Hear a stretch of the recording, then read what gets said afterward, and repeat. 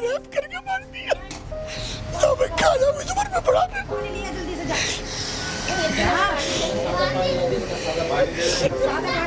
कोई सुनवाई नहीं कर रहा हमारी, कोई भी।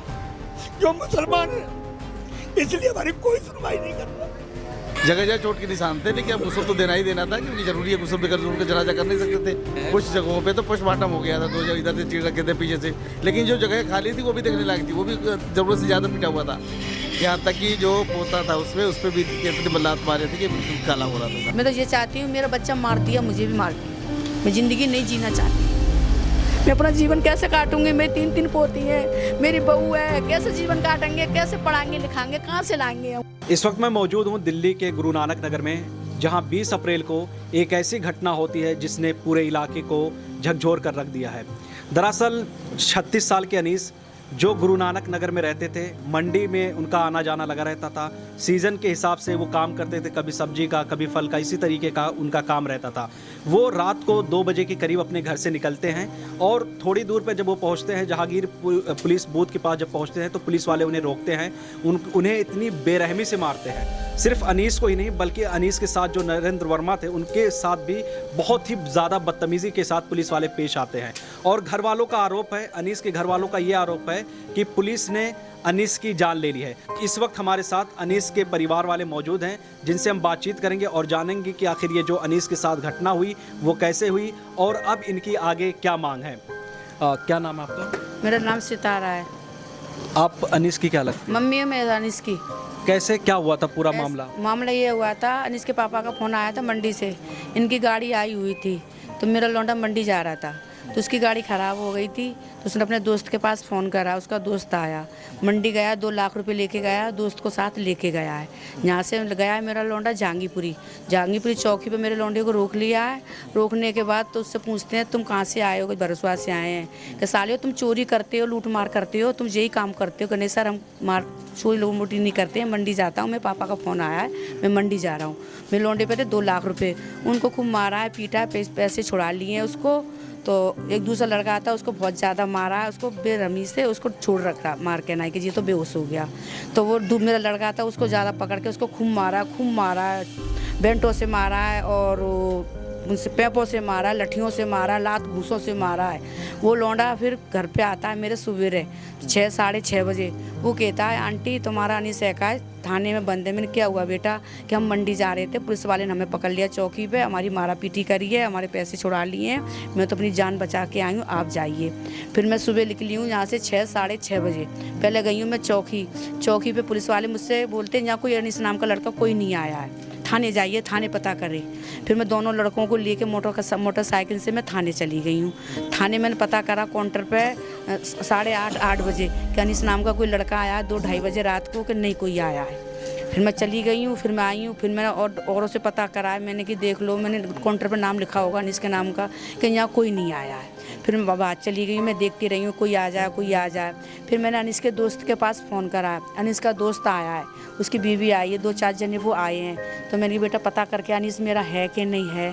तो उसकी बीवी है, थोड़ा सा गई अंदर उसको पता करने के लिए कि सफ़ेद टी-शर्ट पहनी हुई है, कि मैंने कि हाँ, और काला कच्छा पहन रखा है। मैंने कहा कि आंटी वो अंदर कहाँ? पुलिस चौकी के अंदर गए थे? हाँ चौकी के अंदर, थाने के अंदर, हाँ थाने के अंदर गए थे। तो कहेगा तो मैंने चलो मैंने ज़रा मारा सा मारा होगा, मैंने कही थोड़ा सा पीछे जाके वकील का कर लूँगी। तो मैंने पीछे जाके वकील कर लिया, 500 रुपये दे दिए मैंने वकील को। तो बोला आंटी तुम आ जाना 3 साढ़े 3 बजे कोर्ट लगता है, तुम्हारे लड़के को छुड़ा दूंगा। तो मैंने बेटा तू 500 ले ले, मैं छूट जाएगा तो फिर मैं तेरे को 500 दे दूँगी। जैसे मैं पीछे गई हूँ तो मेरे लौंडे को डंगा डोली उठा के नहीं मरा हुआ लावारिस लाश में जी डाले आए। लावारिस लाश में डाले आए हैं। फिर थोड़ी देर तक मैं बैठी रही हूँ वहाँ पे, फिर इन्होंने मुझे कुछ बताया नहीं। फिर मैं घर पे आ गई हूँ। फिर किसी के मोबाइल से, पुलिस वाले ने नहीं करा, कोई आईडी प्रूफ नहीं दिया, पुलिस वाले ने किसी से फ़ोन करवाया मेरे पास कि उसकी मम्मी का। जब मैंने किसी से पूछा नहीं, किसी को नंबर नहीं दिया, तो मेरा नंबर कैसे किसी के पास जा सकता है? तो फिर उन्होंने किसी ने फ़ोन करा मेरे पास कि आंटी आप थाने आ जाइए, अपने लड़का पहचान लीजिए। फिर मैं दोनों लड़कों को लेके मैं फिर थाने गई हूँ। फिर मैं अंदर थाने ले गए मुझे पुलिस वाले, मैं अंदर गई हूँ तो मैंने अपना लड़का देखा है तो वहाँ पे मेरा लड़का नहीं था, 2-3 लड़के बंद थे उसमें। मैंने भैया ये लड़का नहीं है मेरा तो सफ़ेद टी शर्ट पहने हुआ, कच्छा पहना हुआ है, मैंने वो वाला लड़का है मेरा। क्या अच्छा आंटी, तो मैंने बताओ तो सही भैया कहाँ पे नहीं, मैंने तो वकील कर रखा है, मैंने कहा जमानत करवाऊंगी। मैंने कही कि आंटी अभी बताता हूँ कि मेरे पास एक फ़ोटो आया, ये फ़ोटो देखो। तो वो मैंने फ़ोटो देखा तो मेरा अनीस का फ़ोटो था मरा हुआ। फिर मेरे पैरों की जान निकल गई। मैंने भैया बताओ तो सही मेरा बच्चा कहाँ है, मैं देखूँ तो सही कैसा है, जिंदा है कि मरा है मेरा बच्चा, तो बताओ।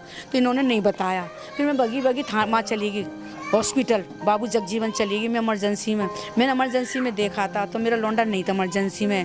फिर मेरा दिल नहीं माना, फिर मैं चली गई पोस्टमार्टम में। मैंने भैया मैं यहाँ पे देखो अनीस नाम का कोई लड़का आया है कि आंटी अभी तो आया है। मैंने कौन सा है, मैंने कि जे मेरा लौंडा। उन्होंने मेरा लौंडा लावारिस में छोड़ा। इतनी बात थी। फिर मैं अपने सब जगह फ़ोन करा, इसके पापा के पास फ़ोन करा, सब जगह के फ़ोन बात कर, सब लोग आ गए मेरे पास। ये हादसा करा इन लोगों, इनको सज़ा दिया जाए। जब आपने अनीस की बॉडी देखी तो उस वक्त उसकी कैसी हालत थी?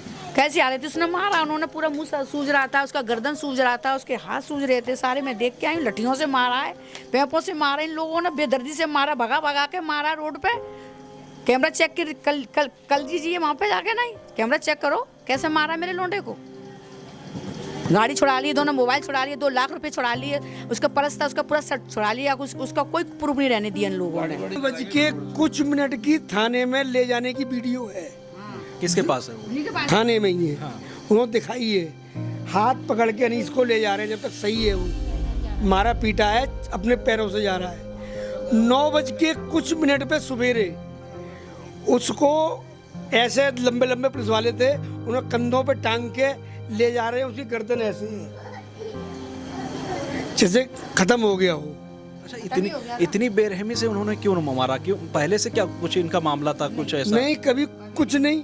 वो पुलिस वालों ने कई आदमियों को मार रखा है वहाँ। दारू पी के रात भर रहते हैं वहाँ पे और दारू पी के ही मारते हैं। बता रहे हैं तो इन पे 2-3 केस चल रहे हैं पहले मर्डर के, पी के ऐसे ही मारते हैं। रोज का इनकी कहानी है वहाँ, आए दिन ये यही करते हैं वहाँ। अनीस क्या था, वो अपने काम से मतलब रखता था। सुबह ऐसा था ना, नाइट में लेट निकलता था, 3 बजे 2:30 बजे। तो क्या होता था, इनका मंडी में जो तरबूज सीजन के हिसाब से फल आता है, अभी तरबूज चल रहा है, खरबूज चल रहा है। तो इस दौरान क्या है कि जब ये सुबह आते हैं 12 बजे 11 बजे, जैसी माल बिक गया तो ये पूरी शाम तक तो सोते हैं, क्योंकि रात में जो 3 बजे 2 बजे बंदा निकलेगा, जाहिर सी बात है 2 घंटे पहले जागेगा, फ्रेश होएगा, फिर वो पूरे दिन तो सोएगा ही घर पे आके। तो उसमें तो इतना टाइम भी नहीं था कि वो इधर उधर जाए या दोस्त यारी करे। और ना ही इस गली में कोई ऐसे 2-4 लड़के हैं जो उसके दोस्त हों, क्योंकि वो अपने 3 बेटियाँ हैं उसकी, अपनी फैमिली में रहता था वो अधिकतर। उसे मतलब नहीं है, ठीक है। पापा भी उनके ऐसे हैं कि ये भी दिन भर घर पे ही ज़्यादा टाइम स्पेंड करते हैं। क्यों? क्योंकि पूरी रात अपना काम करते हैं, थक हार के घर पे ही टाइम स्पेंड करते हैं। और ये मेहनत का काम है, क्योंकि जो तरबूज खरबूज का ये है भारी सामान, भारी फल है। इसको व्यापारी ये क्या जो भी किसान है उससे लेना, फिर कट्टों में भरना, फिर उसके बाद इसको गाड़ी में हाथ भी रखवा दे, कहीं लेबर मिली नहीं मिली तो थक जाता है आदमी इसमें ज़्यादा। तो इसमें क्या है, पूरे दिन तो घर पे रहता था और रूटीन के हिसाब से डेली वो 1 बजे उठ जाना या 12 बजे उठ जाना, खाना पीना लेट खाना, फिर उसके बाद अपना 3 बजे तक मंडी जाना ही जाना है। क्योंकि मंडी में क्या है कि जिसकी गाड़ी पहले आ गई, जिसका माल बिक गया, अगली गाड़ी भी लगानी होती है। ये हिसाब चलता है मंडी में। मंडी में ये नहीं है कि तुम नहीं आए तो तुम्हारा माल बिक जाएगा, नहीं, खुद जाओगे जब ही माल बेचना पड़ेगा। जब आपको ये पता चला कि अनीस की डेथ हो गई है तो उस वक्त आपकी हालत कैसी थी? मेरी हालत ऐसी थी कि न जाने कैसी, मैं मंडी से थाने तक आने में और मेरा बुरा हाल हो गया। एक मेरा एक्सीडेंट भी बाइक से हो गया होता। मैं सीधा फटाफट जगजीवन राम आया। जब मैंने बॉडी देखी, ये भाई और मैंने दोनों भाइयों ने हमने बॉडी देखी।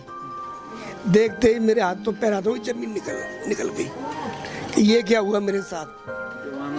मेरा बच्चे का कोई कसूर हो या कोई चोर हो या कोई मुजरिम हो या कोई केस चल रहा हो या कभी कोई ऐसी कोई गलत काम करा हो तो सब्र करते हैं हम। शरीफ आदमियों के संग ये काम हो रहा है। ये देखिए निशान, देखिए सामने क्या हाल है, देखिए जगह जगह चोट के निशान थे। लेकिन अब गुस्ल तो देना ही देना था, क्योंकि जरूरी है, गुस्ल बगैर जुर्म का जनाजा कर नहीं सकते थे। पोस्टमार्टम होने के बाद भी जो है कुछ जगहों पे तो पोस्टमार्टम हो गया था, 2 जगह इधर से चीर रखे थे पीछे से, लेकिन जो जगह खाली थी वो भी देखने लायक थी, वो भी ज़रूरत से ज़्यादा पिटा हुआ था। यहाँ तक कि जो पोता था उस पर भी कितने बल्लात मारे थे कि बिल्कुल काला हो रहा था सारा। आज तक कभी आपने ऐसा इंसिडेंट नहीं देखा जी, नहीं देखा, हमने कभी ऐसा नहीं देखा। इस तरह के जनाजा कभी मेरे सामने नहीं आया, ये पहला जनाजा था जो है। देखिए कोई जगह बदल की खाली नहीं थी, हर जगह था। घसीट के मारे थे ना, तो नीचे रगड़, जमीन का भी रगड़ था, डंडे का भी था, लात का भी था, यहाँ तक कि उसको टॉर्चर भी किया गया था, साट भी दिया गया था। इतनी बेरहमी से उसे मारा था और इतना कुछ करने के बाद ही पुलिस अपना नोटिस क्या जाहिर करती है कि हमने पेट्रोलिंग के दौरान 1-2 लड़के रोके, जिसमें ये रुके नहीं। हमने उनको फिर पकड़ा तो हमें दिखा कि ये इसकी हालत ख़राब है, तो हम उसे बाबू जगजीवन राम रह गए और हमने उसकी MLC कराई। हमें नहीं पता था कौन है, अज्ञात था वो। MLC कराने के दौरान उनने पानी मांगा तो डिहाइड्रेट से उसकी मौत हो गई। ये दिल्ली पुलिस नोटिस करती है। पुलिस में आप लोगों ने शिकायत की? शिकायत की, हमारी कोई सुन के राजी नहीं, कोई सुनवाई नहीं हो रही है। मैं धरना दिया, उन्होंने यही कह रहे इंसाफ मिलेगा आपको। इंसाफ में हमारी FIR भी नहीं ली, 112 नंबर कॉल की हमने, बस वो ही है हमारी कॉल बस, और कोई वो नहीं है। ना हमारी रिपोर्ट ली ना कुछ लिया अभी तक, कि अब मजिस्ट्रेट के हाथ में केस है जी, वो ही देखेंगे। मेरे हाथ पैर की जान निकल गई, मेरा कलेजा निकल गया। मैं अकेली थी, उसके दोस्त थे, कोई भी नहीं संभालने वाला नहीं था मुझे इस टाइम पे। बस मैं जानूँ, मेरा खुदा जाने क्या हालत हुई मेरे बच्चे के साथ, मेरे साथ। मैं तो ये चाहती हूँ, मेरा बच्चा मार दिया, मुझे भी मार दिया। मैं ज़िंदगी नहीं जीना चाहती, मैं ज़िंदगी नहीं जीना चाहती। मैं किसका दरवाज़ा खटकाऊँ बोलो? मेरे एक कमाने चला गया, मेरा कमाने वाला नहीं है। मेरा बेटा घर चलाने वाला था, अपने 20 बच्चों को देखता था, माँ बापों को देखता था। अब मेरा बेटा चला गया दुनिया से, मैं किसका दरवाज़ा खटखटाऊँ? बेटा मुझे कोई 2 रोटी दे दीजिए, बुढ़ापे में कोई दे देगा मुझे? बताओ मैं अपना जीवन कैसे काटूंगी? मेरी 3 पोती हैं, मेरी बहू है, कैसे जीवन काटेंगे? कैसे पढ़ाएंगे लिखाएंगे? कहाँ से लाएंगे हम? खाने के लिए लाएंगे, पढ़ने लिखने के लिए लाएंगे, कहाँ से लाएंगे बताओ? जिस तरीके की घटना अनीस के साथ हुई है, आपके बेटे के साथ हुई है, क्या कभी आप भविष्य में पुलिस वालों पर यकीन कर पाएंगे? मैं नहीं कर पाएंगे, नहीं कर पाएंगे। सवाल आप बताएं, कभी आपको पुलिस पर यकीन होगा? नहीं होगा जी, पुलिस से तो बिल्कुल विश्वास उठ गया जी हमारा। एक शरीफ आदमी के साथ ऐसा कर सकते हैं, किसी मुलजिम के साथ क्या करते होंगे? पूरा थाना बिका हुआ है, पूरा थाना करप्ट है, पूरा थाना मिला हुआ है इसमें। पैसे वगैरह मिले उसके, अनीस के जो पास जो थे? पैसे तो छोड़िए सर, उसकी जो ID कार्ड है, पहचान पत्र और आधार कार्ड, वो तक नहीं मिला हमें। मोटरसाइकिल तक नहीं मिली, जिस मोटरसाइकिल में वो गया था यहाँ से। क्या क्या थे उस वक्त उसके पास? उसके पास उस टाइम 2 लाख रुपए केस थे, और उसके पर्स है, मोबाइल, दोनों के पास, दोनों का मोबाइल है, दोनों के पास। मंडी का विजिटिंग कार्ड है, मंडी का विजिटिंग कार्ड उसके पास है, सब कुछ उसके पास है। इन लोगों को कुछ नहीं मिला। लावारिस दिखा दिया इन लोगों ने। लावारिस डेड बॉडी मिलती है, लावारिस आदमी नहीं मिलता है, लावारिस डेड बॉडी मिलती है। सुबह 3 बजे अपने पैरों से चल के थाने के अंदर जा रहा है, वो लावारिस कैसे हो गया जी? ये जो पुलिस इतना सुस्त है, कोई कार्रवाई नहीं कर रही है, आपको क्या लगता है आखिर क्यों इतना ढीलापन दिखा रही है? करप्शन है सर, पूरी पुलिस, पूरा स्टेशन करप्ट है यहाँ पे। किसको बोलेंगे? पुलिस वाले कहते हैं ना, अगर पुलिस वाला चाहे तो 24 घंटे के अंदर अंदर केस खोल सकता है, और नहीं चाहे ना तो जिंदगी भर वो केस नहीं खोल सकता है। हर किसी हिंदू का लड़का होता, अब तक सब कुछ हो गया होता, अब तक सब कुछ सुनवाई हो गई होती। ऐसा होना चाहिए। हम जाके हम पैदा हुए, हमारे बाप दादे परदादा हम हिंदुस्तान में पैदा हुए, हम कहीं बाहर के आए हुए नहीं है। बाबा परदादा सब हमारे यहीं के हैं, हिंदुस्तान के। हम आगरा के रहने वाले हैं। मुझे 35 साल दिल्ली में हो गई। मंडी में ही मेरा काम रहा, आजादपुर मंडी में। आज मेरे बेटे को लापरवाह करके मार दिया, मेरे बेटे को बेरहम करके मार दिया। तो मैं कहाँ जाऊँ इस उम्र में पढ़ाने?